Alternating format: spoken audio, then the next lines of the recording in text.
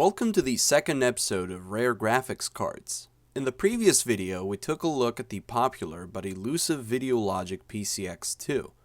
This time, however, we'll be testing something much less known and somewhat rare, but for very different reasons. The chip we're looking at today is none other than the Trident Blade XP. This was actually Trident Microsystem's very last desktop graphics chip, and was aimed at the low-end to mainstream markets, on paper at least, as history would prove to be much harsher to it. As always, we have to get the company history out of the way first. We've already covered Trident Microsystems' early years in a separate video for our Worst Gaming Cards series, so if you feel like learning about Trident's early cards all the way up to the 3D Image 9750, then click on the link in the description. The 3D Image 9750 was released in 1997 and was quite a successful product in terms of sales. Unfortunately, from a gamer's point of view, it was a disaster. An enhanced model, the 3D Image 9850, was released in the same year with support for AvP added into the mix.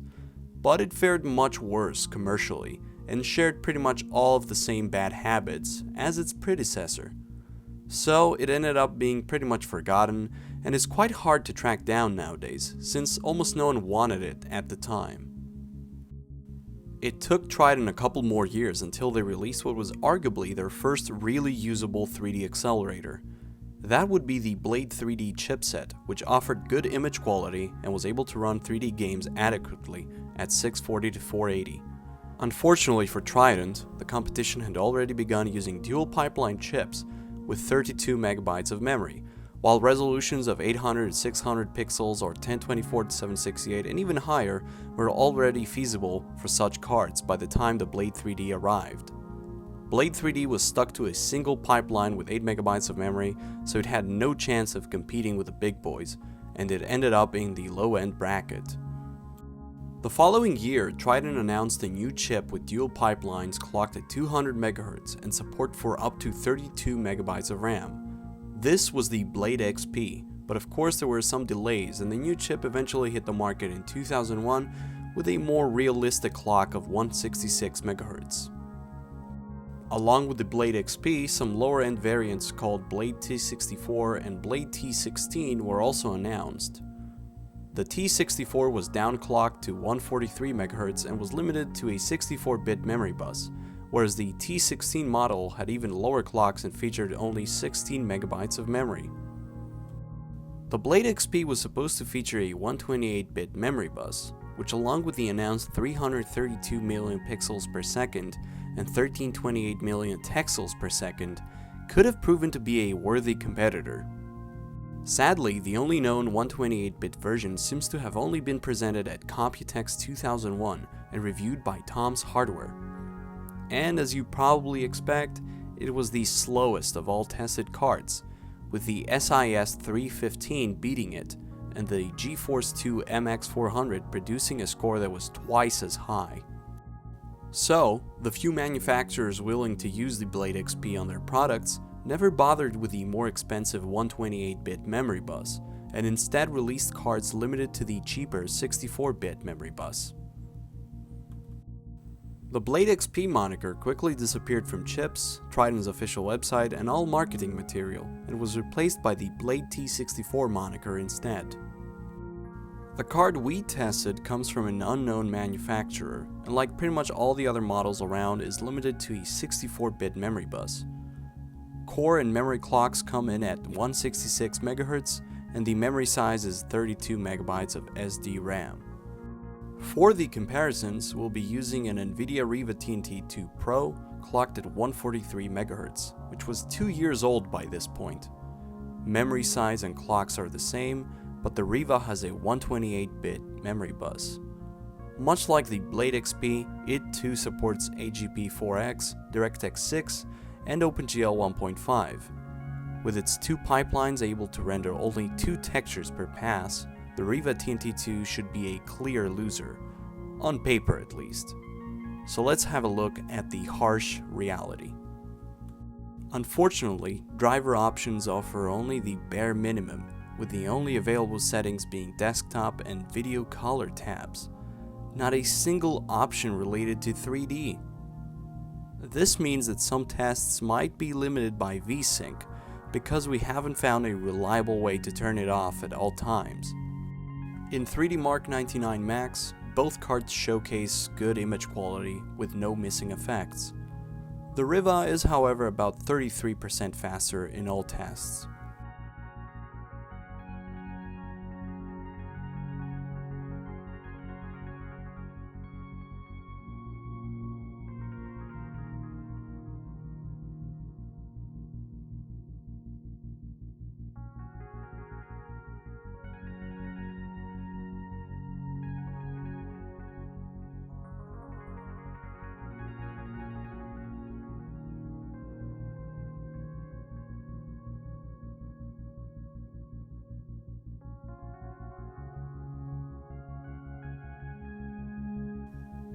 Texture rendering speed tests reveal some not so fair tricks to increase the blade's performance.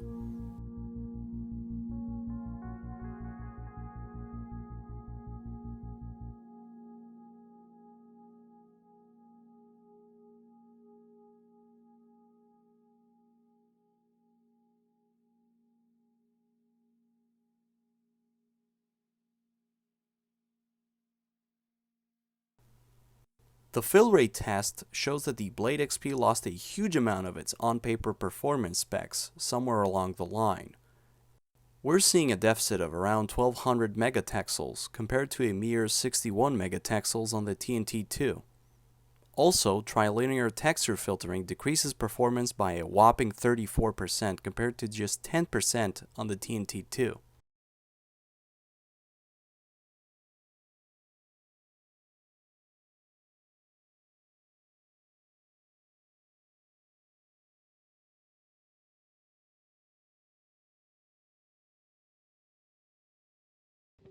Incoming is about 3 times faster on Nvidia's card, although it's still pretty playable on the Blade XP.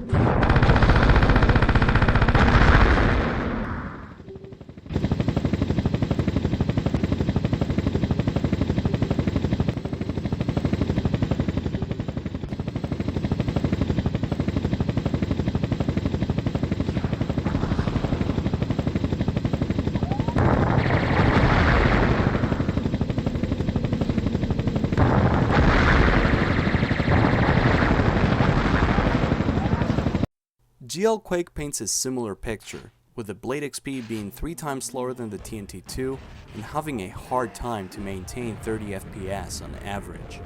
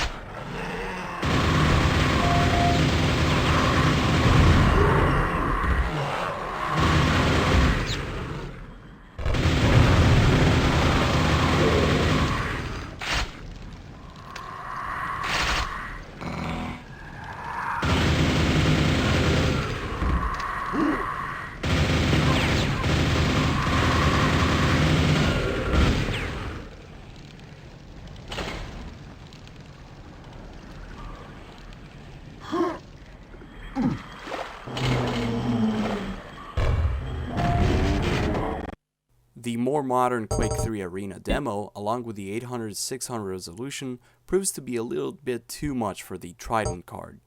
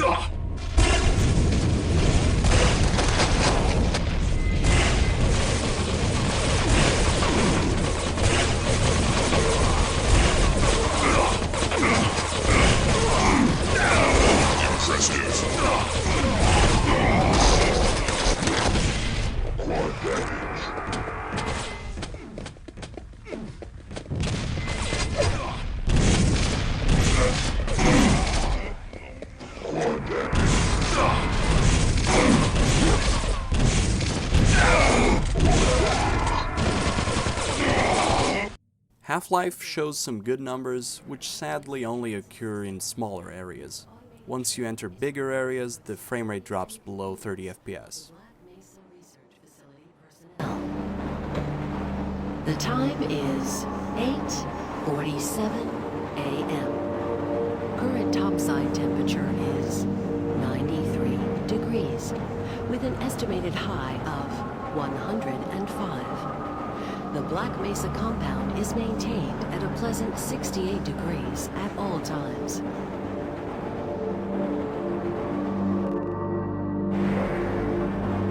This train is inbound from Level 3 dormitories to Sector C test labs and control facilities. If your intended destination is a high security area beyond Sector C, you will need to return to the central transit hub in Area 9 and board a high security train. If you have not yet submitted your identity to the retinal clearance system, you must report to Black Mesa personnel for processing before you will be permitted into the high security branch of the transit system. Expendable is almost playable at 800 to 600, but lowering the resolution to 640 to 480 is definitely the better choice here.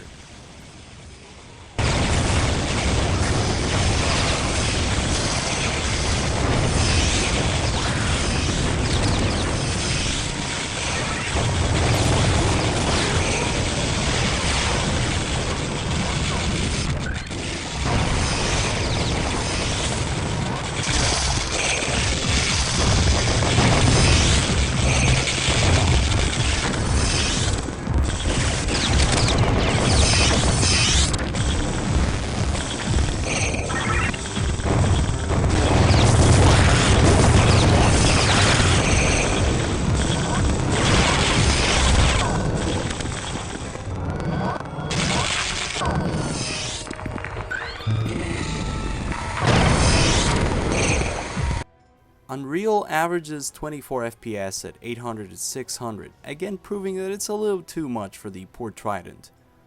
The Riva TNT2 on the other hand is nearly twice as fast.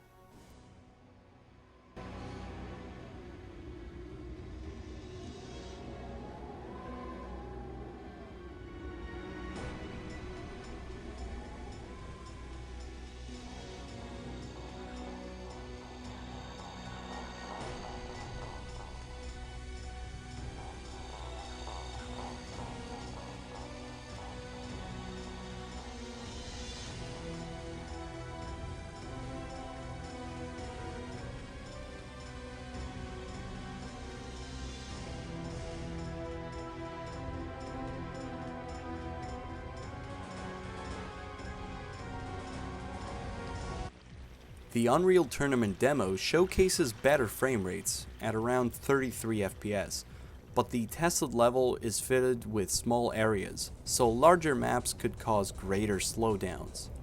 The Riva comfortably distances itself at 70 FPS.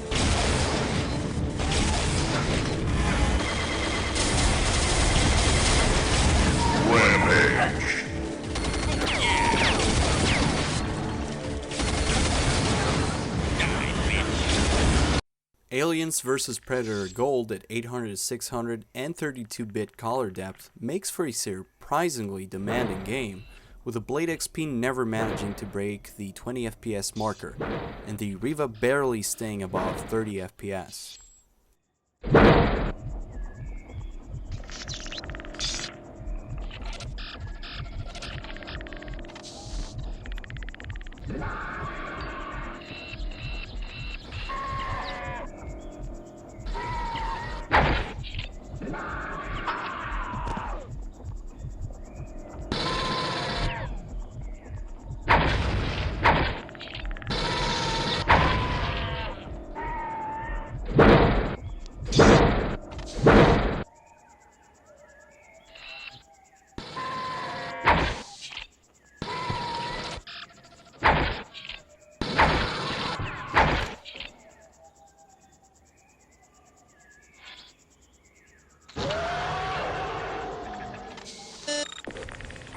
Unit 2, report in. Report in, Unit 2. Unit 2, do you copy? Warning. Damn, this car must be down.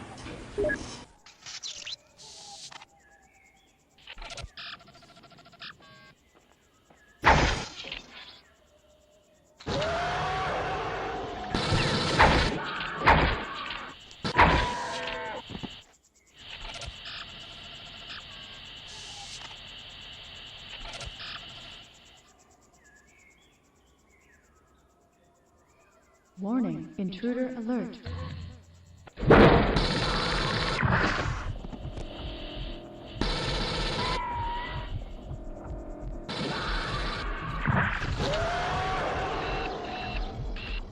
So I guess it's time for our conclusion then, and the Blade XP only really has two advantages on offer here. Its very low price point at release, and the lack of any visual errors, thanks to its mature drivers, at least as far as older games are concerned. On the weak side, its tragically low fill rate and texel rate result in 2 to 3 times worse frame rates compared to a 2 years older Riva TNT2 Pro. Games that came out around its release date are barely playable at 800 to 600, with 640 to 480 often being a better idea. In addition, the drivers and the options offered to the users feel as if they jumped all the way back from 1995, without a single 3D setting to toggle or otherwise tinker with. Worse yet, if you're still interested in this card for some reason, you'll probably have a hard time locating one, as they were mainly sold by no-name brands and companies in few numbers, so not many of them tend to show up on eBay. Because of its very low performance and inability to compete even with mainstream hardware from 1999, we award the Trident Blade XP with 3 stars, mostly because of its good image quality. If you needed another reason to leave this card to collect dust on some collector's shelf, then take a look at Quake 3's Demo 2 smooth experience on the Blade XP. Thanks for watching, and see you in another episode of Rare Graphics Cards.